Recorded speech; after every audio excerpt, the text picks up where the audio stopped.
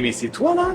C'est moi, mec. C'est la version intello du bled. Une des facettes, par contre, c'est que je fais également de la radio pour une émission de sport, parce que je suis passionné de sport et de football notamment, qui s'appelle Time Sport, qui est en quotidienne tous les jours de 19h à 20h, du lundi au vendredi. Et je suis un des consultants de l'émission de radio. Je parle de sport, ou je parle de mon mécontentement, parce que je suis souvent très mécontent. Je suis peu satisfait, surtout de comment est-ce que ce sport est en train de se transformer et comment est-ce qu'il cède aux sirènes du capitalisme. Surtout à Piclionner. Alors Jean-Michel, si tu nous écoutes, vraiment, n'hésite pas. Ça doit être mamie ça.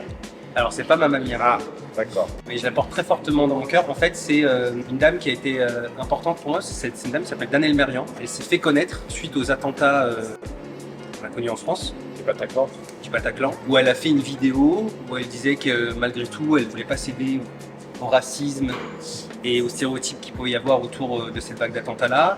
Et elle a cité le livre de Paris est une fête. C'est très important de voir plusieurs fois le livre d'Hemingway, Paris est une fête, parce que nous sommes une civilisation très ancienne et nous porterons au plus haut nos valeurs. En fait, je l'ai invitée dans mon précédent établissement où elle a fait une conférence absolument incroyable sur son parcours. Et c'est une dame qui est avocate et qui maintenant a ouvert une association pour lutter contre les pratiques d'excision en Afrique.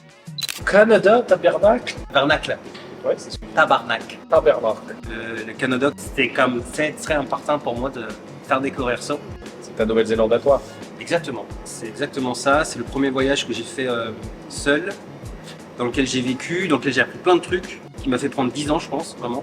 Et surtout, j'ai été marqué par le rapport aux études des étudiants québécois, qui est complètement différent d'une autre, cette fierté d'appartenir à un campus, à une université, et cette sensibilité qu'ils avaient en lien justement avec les politiques RSE, l'environnement et le social. C'est quelque chose qui a marqué ma vie et que je pense qui a motivé ma volonté de vouloir monter mon propre centre de formation. Semaine de la diversité. Ouais, la semaine de la diversité, c'est en lien avec Danielle Merlian. C'est une semaine que j'ai montée dans mon ancien centre de formation, toujours en lien avec la fameuse sensibilité. C'est une semaine que l'on a montée pour faire intervenir des acteurs de la lutte contre la discrimination, donc les discriminations.